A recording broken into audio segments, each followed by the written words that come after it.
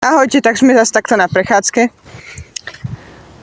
Že my sme stále na prechádzke, však samozrejme, že sme každý deň na prechádzke. Len to nie vždy vidíte. Tak som sa rozhodla, že takto by mohli byť fajn také videá, kde vidíte naše prechádzky.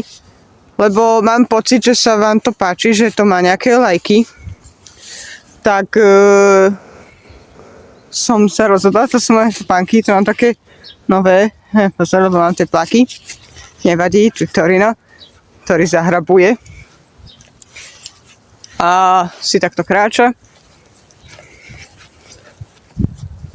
Snažím sa vám moc netočiť, keď niečo robí svoje potreby, no nič, sa mi zdá, že trochu mrholí, ale neviem.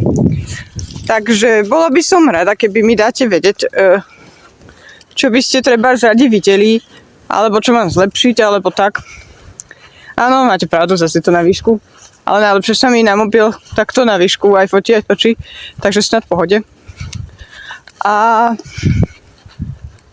neviem, proste napíšte mi, že čo by ste radi chceli, lebo každý nápad poteší, môžem z toho niečo zobrať a tak. Proste tam tie vtáky.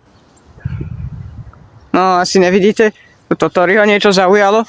Poď. A proste dajte mi vedieť, že čo také. Ako mám problém s tou hudbou, tak preto vám dávam takéto, kde hovorím niečo. Snad v pohode. A tak. A treba, mohlo by byť také, že ja neviem, že budem, že otázky na to redam. Hej, a to by som potom mohol dať na Instagram a z toho si zoberete a z toho bude video, neviem. Dosť takých videí sa snažím, ale nehrab to. A vidíte, čo robí, polovicu trávy od toto dal preč. Lenže je to ťažké. Takže budem fakt rada.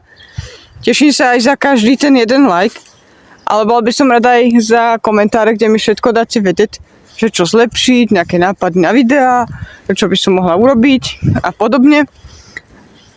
Alebo za odbery, nejaké zdieľania, aby sa mi to nazbieralo. Fakt by som chcela tento YouTube zlepšiť, ide vlak. Aby nám to tu muselo húčať teraz, no však jasné. Aby som vedela, proste dajte mi to vedieť všetko, dobre?